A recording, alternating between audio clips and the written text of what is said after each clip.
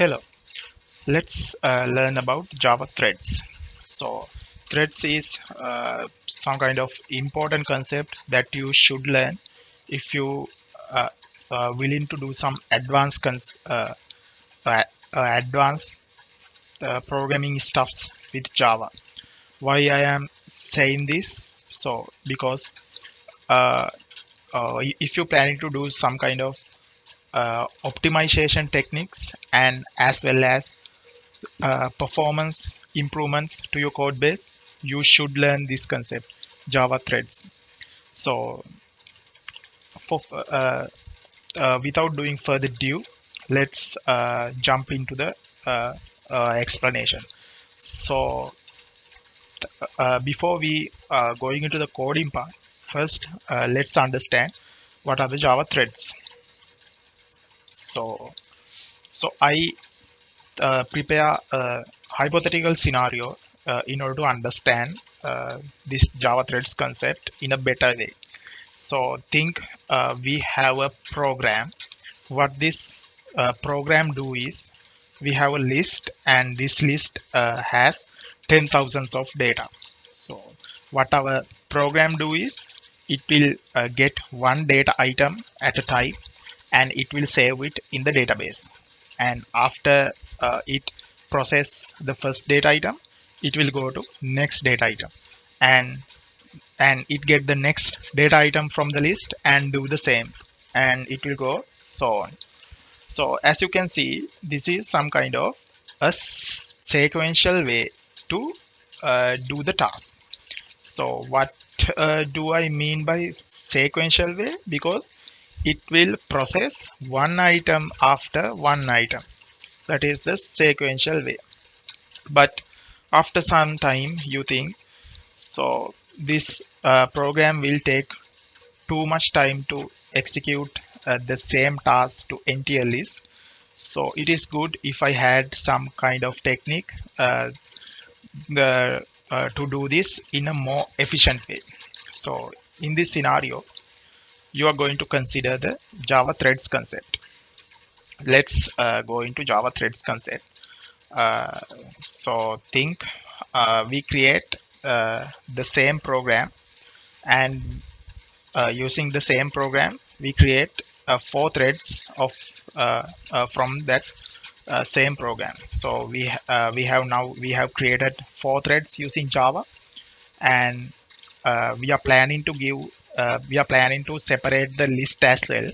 So how do we separate? We separate the list as uh, for 1000 data to each list, and we give the each list to this each thread to process the list. So in this point, we need to understand uh, the component of the threads. So for each thread have its own call list stack and cache memory. So if you can see, this thread will have uh, this thread has its own stack, call list stack and cache memory, and also this thread also has its own stack and cache memory, and so on. But if we consider the heap, as you know, the heap is the memory area to store the objects of our program. So when we consider the heap area, so uh, all the four threads will share the same heap. So each thread doesn't have its own heap. Every thread will share the same heap. That's how the threads interact with the memory component of your machine. Uh, Memory component and the call stack component in your machine. So okay, now we know what are the components of the threads, and now let's look about the computing capacity. So what do we mean by computing capacity? So as you know, every computer, even in your computer also, has the CPU. What is the CPU? It is central processing unit. So in order to run a program, we need a computing capacity. So that CPU is the device which provide us the computing capacity. So without a CPU, we can't run any program. So in this scenario, there was a one thread, and that thread used the uh, one CPU core to do its work. So every program, in order to run, every program must have at least one thread to execute. So in this scenario, think in our hypothetical CPU has a four cores, because in modern CPUs has more than one cores, right? So in this scenario, we have four cores. So the same CPU will divide to four cores. So the four cores will uh, act as a independent computing unit, independent and separable computing unit from each core. So in order to run a thread, it need a core. So in this scenario, we have four threads and we have four cores as well. So there won't be any problem, because we can allocate each thread to each core to do their own work. So this thread will be allocated to this, and so on. So no any issue up to this point, because our program will our all the threads will perfectly share the all the computing resources that your machine has, right? Okay, up to this point it is all good. Now let's say we have more than four threads, right? Now we have seven threads, right? We have seven threads, but we only have four CPU cores, four computing units. Now what will happen? So this thread itself can't schedule the every thread to this course. The thread has no any capability to do that.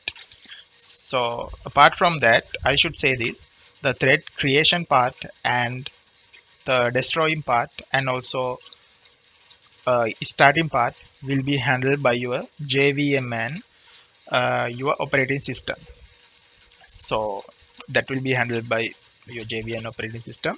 Apart from that, there is another component inside your operating system which we call the thread scheduler.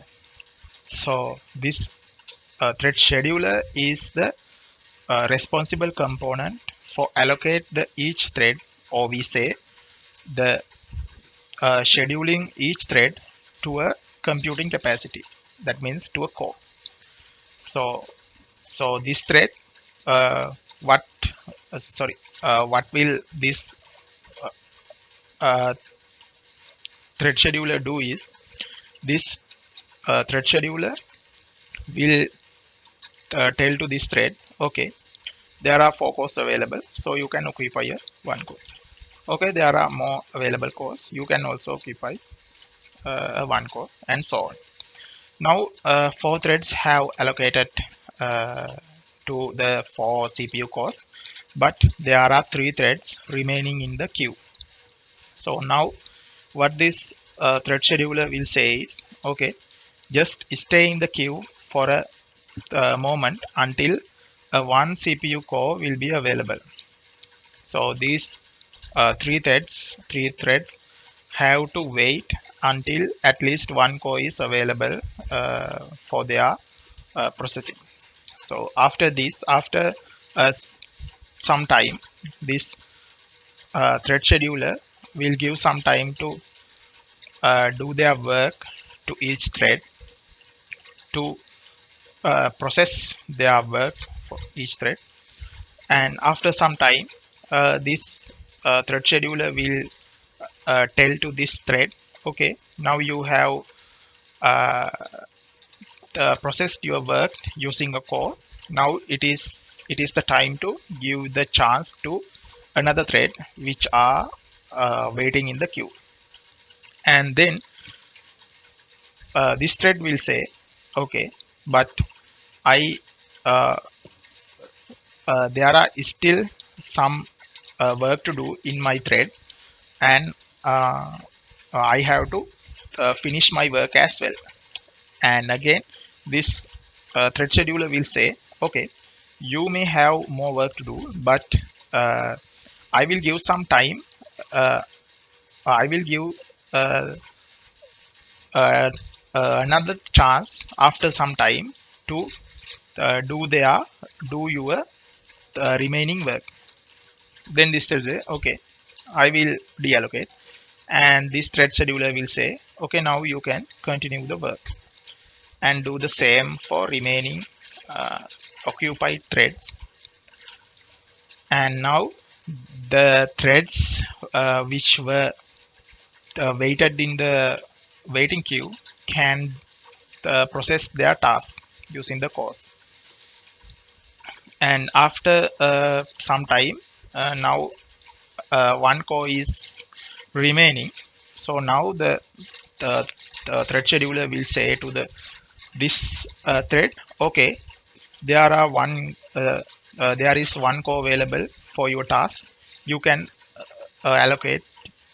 Uh, you can go to that core and do your remaining tasks.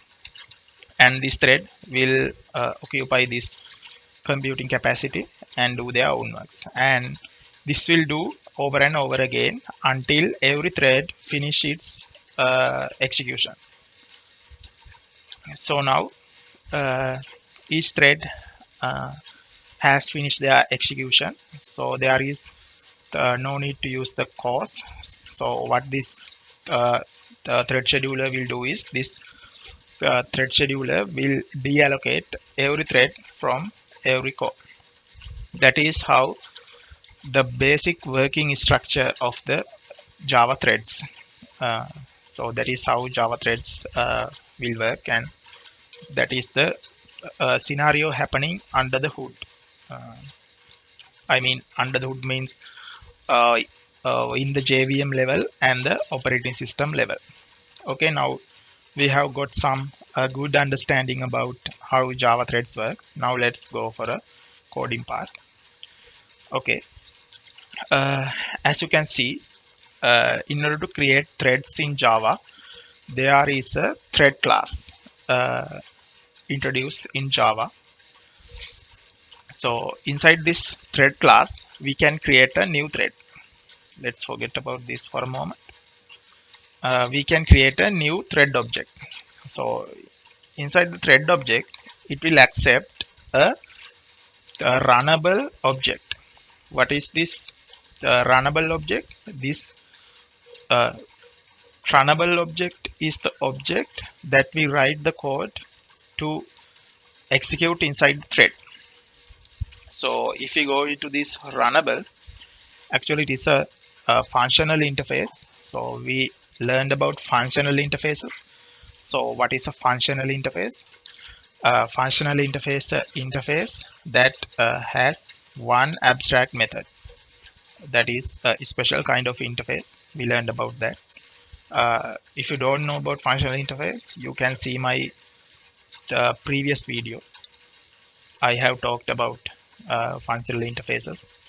So inside this thread, when we create a new thread object, it will accept a runnable object.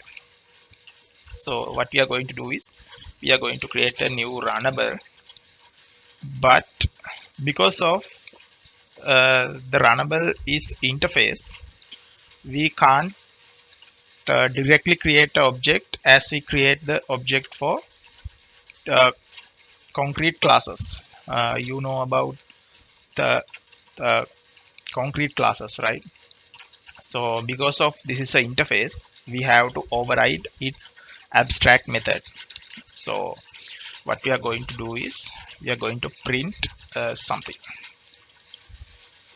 So we write the code that we need to run as the threads which we need to run as the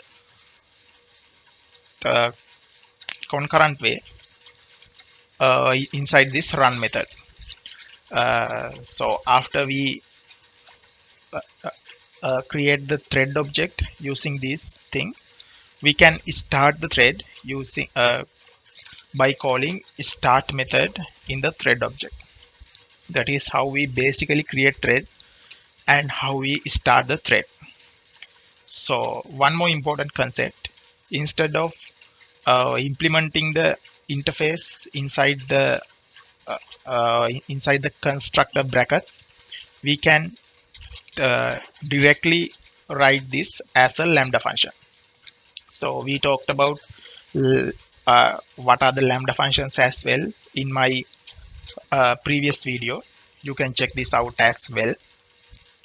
As this way we can simply write uh, the thing that we need to do inside the thread rather than using that uh, interface implementation. So this will leads to more the cleaner code. So I am encouraging you to use this kind of functional programming approach to do your work. So this is basically how we create the threads, and in this video we have gained some basic knowledge about Java threads and how we create those threads using Java programming language. So hope you got a good understanding about Java threads.